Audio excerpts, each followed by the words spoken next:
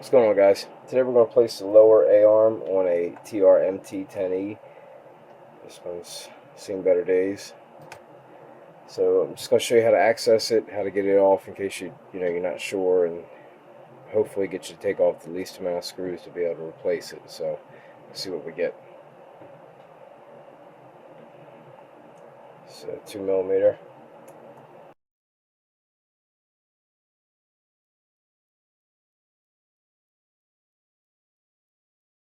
Alright, well, I'm going to replace this front skid plate as well.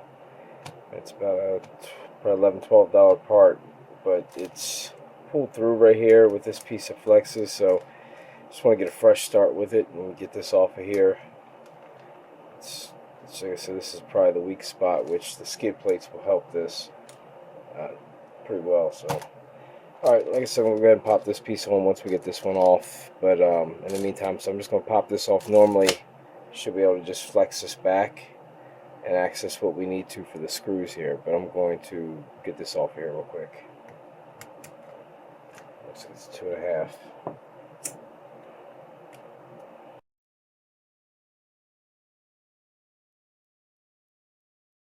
This is a little closer, I guess, point of view of what I was trying to show everybody before. Let me get the new one.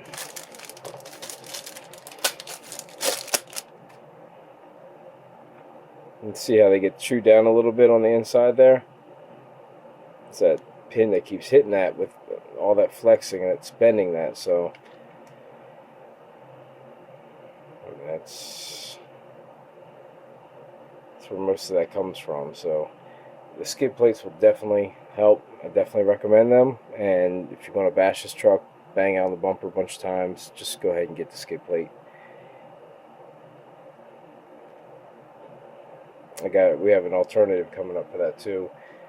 A couple companies are selling them, but I'll probably have an upgrade and add on to the one for the Team Magic, which I'll probably go over in my next video when I do the upgrades and things that I'm going to do to it. Sorry. Alright, so we're going to toss this. This is going in the trash. We don't need this one anymore.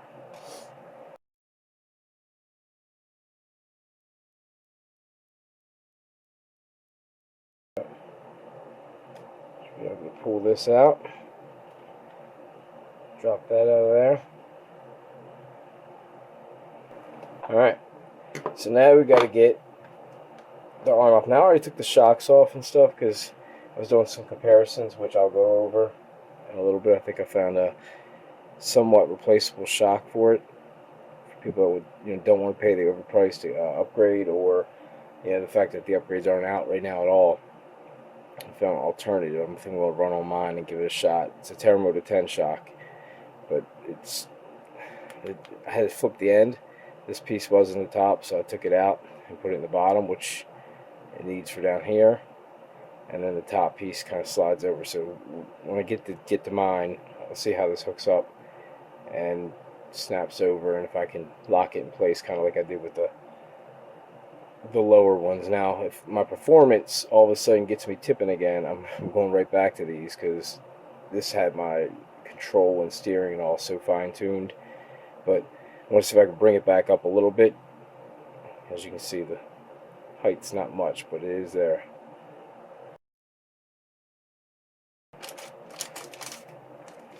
Now you get a 2-pack of A-arms, and they're identical. So all 4 arms on this truck are the exact same, kind of like what the Blackout did, and a lot of the Redcat vehicles. I'm not sure if any other vehicles are doing it right now, but and not all the Redcat stuff either. A lot of the new factory stuff, definitely the Blackouts, Terramotos.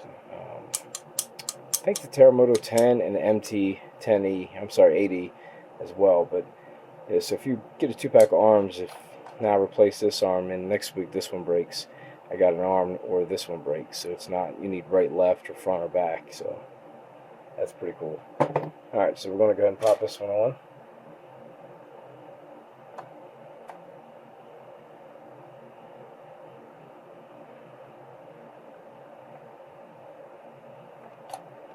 Simple as that.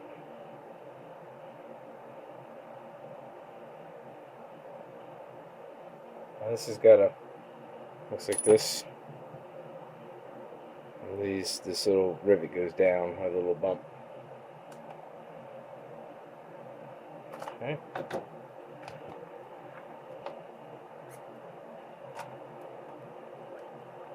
Everything's good. Alright, now we're going to go in and remove the screw out of this one here. You want to try to get it where, I mean, there's a Phillips, there's a hex head at the end of this ball, and you got to try to get this as straight in as you can, or you're not going to get it lined up. It's 2.5. What you want to do is you want to see where your arm is also. Like right here, I can see it's almost to the end of the threads, but I still see a little bit of thread. So when you put it back into the new arm, you want to try to do that. That way it keeps all your alignment and everything kind of straight.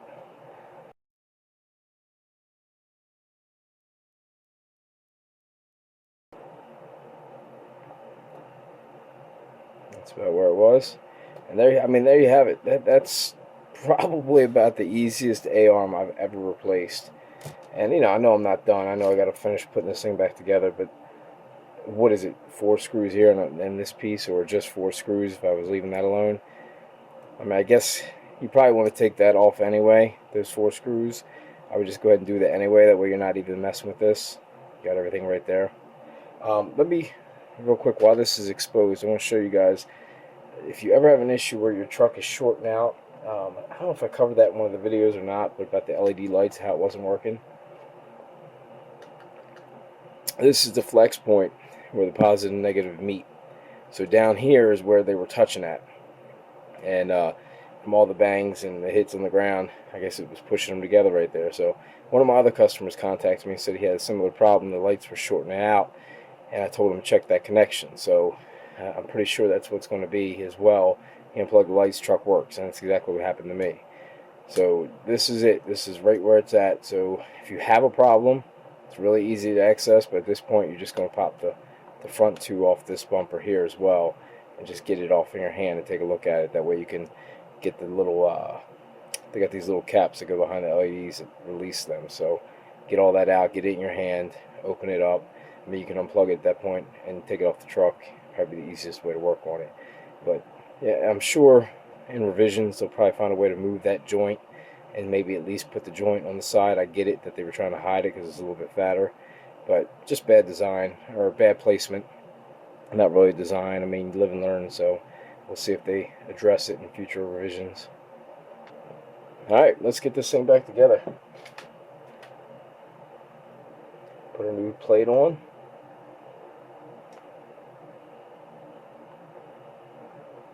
Alright, well, I'm going to have this off in the rest of this video, this front plate, but I wasn't really thinking about it at the time. But with these things pushing back and always hitting the front of that plate, I realized that these things slide out. So these things just pull straight out. You don't even have to take that off.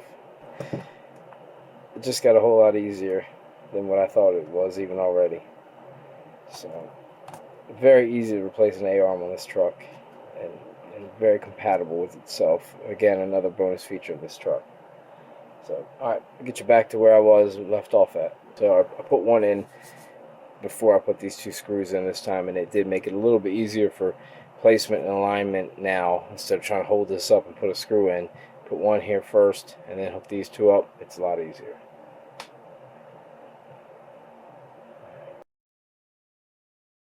I don't want to screw these down too tight. I mean, not that I did that last time, but it's already going to be taking some flex here. And like I said, even with the skid plate, this isn't my truck anymore. I'm selling this truck. I'm going to redo another one, go for you guys. Fully hooked up with, like I said, the skid plate set up, and I'm probably going to go with the XC Run combo and things like that. So actually, this is for the Success, but my point is, if this was mine right now, knowing what I know, I'm putting 2 skid plates on this truck. But again, I have my solution coming. I'm replacing this because it was popping through.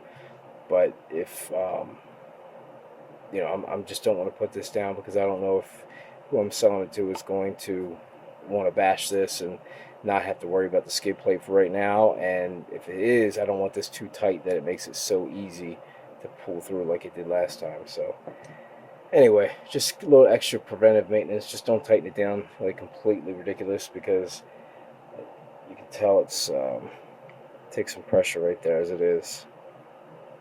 Maybe having it give a little bit isn't a horrible thing.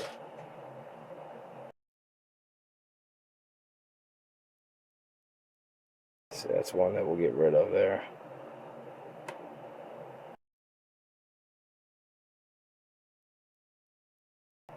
Alright.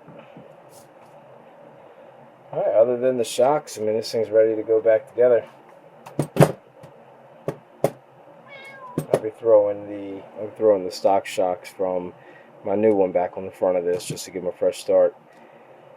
You know, I don't know if everybody wants to have the lowered shocks like I had on them, but if you got tipping issues and where it's constantly tipping over, this will do the trick. It does lower it, like I said, and gives it more of a, kind of like my Terramoto 10 does, where it kind of slides. I only had the front done, which definitely I could tell the steering made a good difference. So I just had never done the rear because I was waiting for something to break so I could do the rear, but just didn't. So we're going to go back with these. I'll give them these ones here, and then I'll have it back to factory. Other than that, man, I mean, that's what I wanted to cover in this video. You know, again, this one saw its last day with me. I mean, had some good bashing with it, but I'm sure the guy Mark is going to have just as much fun with it. I can't imagine it not holding up for him as well as it's held up for me. Alright, so that's an A-arm replacement on a TR MT10E, and I mean, like I showed you, it's as simple as can be. Very easy to access and very easy to do. So I'm sure the rear is exactly the same, just in reverse. Probably have to drop the wheelie bar instead of dropping the bumper. So we'll cover that when we get to that part. If you guys have any questions, hit me up in the comment section. Most people know how to reach me. You can find me on my Facebook page, which all the links are in the description. I sell the parts, the trucks, the upgrades, and find my store on my website link as well, also in the description. So if you guys need anything, there should be some pretty good bundle prices in there once you purchase a truck and add on. If you don't see it, numbers on there, you feel free to call. Never had a problem talking to anybody, helping anybody out, answering any questions, or just putting together a custom bundle if somebody needs something as far as parts and upgrades go that you don't see on my website. So, alright guys, that's all I got today.